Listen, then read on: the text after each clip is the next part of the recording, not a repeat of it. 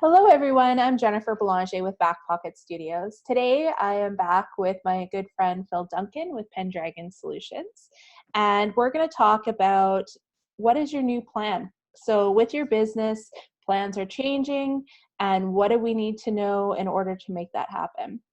Hello, Phil. How are you? Hi, Jen. Good to see you again. Yes, fine, thank you.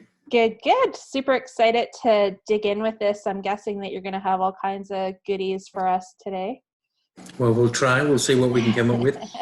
All right. So for those viewers that haven't seen the last video we did, can you just explain what business development is? Yes, the idea is that we're a business development consultancy, and I work with clients on their business. We don't work on the client; we work on the business. So myself and the client will sit down and we'll look at what's going on in their business and how to develop it, how to adapt it, maybe for the circumstances and situations that today's market require it to cope with.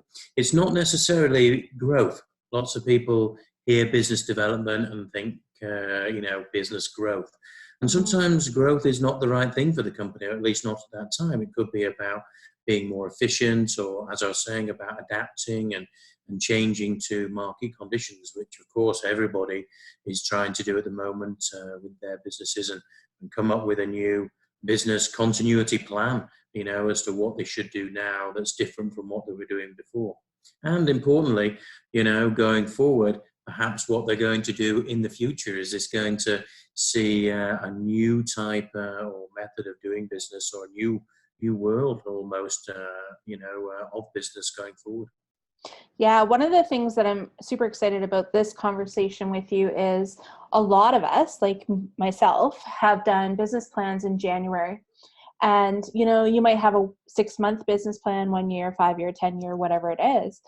But all of us may have taken into consideration some of the economy stuff that was happening. Alberta in general has been lagging for quite some time. We're often thinking of what our oil price is going to do, what's climate change going to happen. Those kind of things I think we've been all prepping for and probably have somehow looked at in our business plan along the way. But COVID-19, I don't think anybody saw this coming. Nobody could have planned for that and really had that in their plan. So now that we're sitting there and we have this plan, and so much of it looks different, there might not even be the same business. A good example would be the breweries that are now making hand sanitizer have done a complete change. Did they ever think last year that would be happening? I highly doubt it. Yeah, no, unlikely. But what's interesting, based on what we're saying, is we wonder whether or not they'll continue. Now that they've started making hand sanitizer, for example, and they know how to do it, will that be another product that they add to their brewery bow, and will they use it for marketing promotions or whatever going forward, if you see what I mean? So this is what we're talking about the, being forced to adapt, and then whether there'll be all sorts of new products and services or ideas or concepts that will stay within the market. Yeah. So if I'm a small business sitting at home and I'm looking at that plan and I'm thinking, this looks so different, I don't even know where to go or what to do, and I call Pendragon and I say, please help me. What are you going to tell them? What are you going to walk them through? What does that look like in your mind? Well, already it's good that they've looked at their plan and they've decided that they need to, reevaluate and adapt to the market situation. Those people who stick their heads in the sand, carry on with a plan that was made at the, end of last year, beginning of this year, and hasn't taken into account all the changes, well, that's not good in itself. So the first thing is they're already doing well, that they've decided they must, look at what they're doing. Secondly, from my point of view, they've already done a great thing by calling us as well. So they're already looking for assistance and sort of how they can, get help in what they need. For me, what I'm seeing in the marketplace when I'm talking to clients or I'm chatting to people who are asking this very same question is that they're making a change, but they make one change or they make 2 changes or whatever to what their plan is. But really, there's a whole host of things that are all connected that you need to change at the same time to make it work.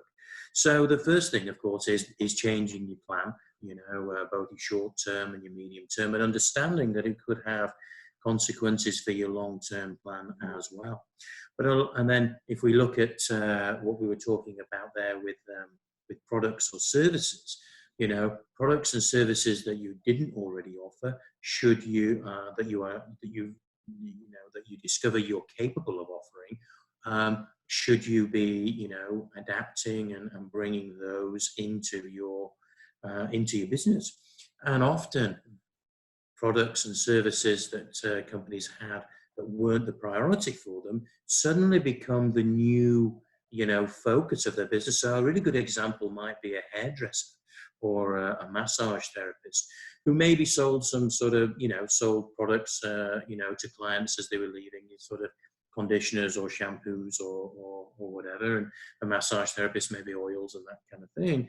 Well, but of course their key business was cutting hair or doing massages. Now, of course, in order to survive, when they're not allowed to cut hair and they're not allowed to do massaging, should they be doing online sales of their products, and getting them out there, and then maybe doing online tutorials on how to use your massage oil at home, or how to cope with cutting your own hair or getting your partner to cut their own hair, etc. I'm about to get to that point myself, and that daunting prospect of getting my wife to cut it. So we could definitely do with some online videos, which I know a few people have been doing, hairdressers have been doing. So adapting the products and services and adapting the plan are key. But for me, the most important one has been client demographic. I love working on client demographics when I'm working with clients, with my clients, about who they're targeting and why they're targeting them and how they're targeting them. And, adapting who your new clients might be is very important. Even if you have a new plan and you're selling a new product or service, are you selling it to the right person, and are you selling it to them in the right way? Mm-hmm. So a lot of people, of course, have moved to online marketing and social media as opposed to offline and sort of the other types of traditional marketing, which is fine. You and I talk about this because you do a lot of that in your business and stuff, because everybody's, moved to online. And so, making your voice heard online is tricky. It's easy to get lost right now. Yeah, and I know you've come up with some very good strategies and plans to help people as well on how to do it online. So, but adapting what you're selling to who you were selling before in a different way. Does it work? Have you really connected all the dots? So the sort of the overriding message is that you can't just change one thing. You need to look at the whole of your if you're offering the products, the services, the clients, the way you market, when you market, how that fits into your plan. And one of the key things I think is also looking at the marketplace itself and looking at who your competitors are and what's coming into the marketplace. Maybe you've got the time now, maybe you're at home and you've got time to research what's going on, looking at the new elements that are affecting the market. And, using myself as an example, really, I hadn't done any online business development consults before, and I've been forced into it, as we talked about in our last video. But now suddenly I don't just have to work with people in Central Alberta and Red Deer, as I was enjoying doing before. I could now work with people, nationally or technically internationally as well. So, I'm going in and, going into marketplaces where I didn't exist before. And, talking to clients and working out who might now be coming into their marketplace that wasn't here before, and understanding how to deal with that and cope with new competition coming in or new technology. If you're a 3D printer, for example, you're probably, looking at how you can help the medical industry at the moment and that kind of thing. And so they were never, that was not a big thing before. So I have a 3D printer client, and he's doing all sorts of exciting, great things. But, can he just help Red Deer in Central Alberta? Maybe not. Maybe he can help further afield. So I think my overriding message is that, when you're looking how to adapt and how to change to the market, look at numerous elements, look at everything and see how they connect, and then you'll do fine. Yeah, and I think the big thing is, I think with everyone being so scared, there will be some positives that come out of some of this. We're all going to learn some new skills. You have learned how to use Zoom, so now you're Yes, online. that's right. Some other businesses have learned new products that they didn't know that they could offer. People are learning unique ways.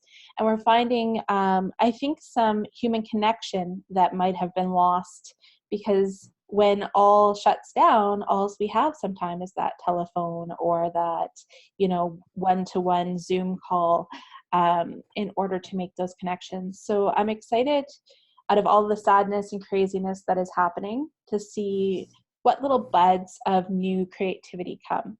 And Yes, for sure. I think that's one spot where Pendragon has always been super strong is in the new ideas and the creative ideas. So right off the bat, for anybody who is sitting there looking at their plan and is so confused, my first request is give Phil a call, ask for a consultation, and just see where it goes. I think now is the time, as much as it is scary and there's so much unknown, now is the time to think outside that box and to start finding new ways to be creative within your business. So for those people that want to call you, how do they get a hold of you, Phil? Well, best thing is to look at our website and check out who we are and what we do, and see what services we offer, so we can see they can see if we can help them. And then our contact details are on there. They can send us an email or call us, as you said, and we can go through it. Perfect. And you are doing online consults right through everything right now? You're not closed? All is good? No, online consults, that's great. And Kirsty, my wife, the other part of Pendragon Solutions, she's doing them as well and can work online too. Perfect. Well, thank you so much, Phil. Excellent. Thank you for having me on again, Jen. Yeah, good advice as always. If you like our video, make sure to comment and like and share. I will attach Phil's contact information in the info below. Thank you so much and have a great day.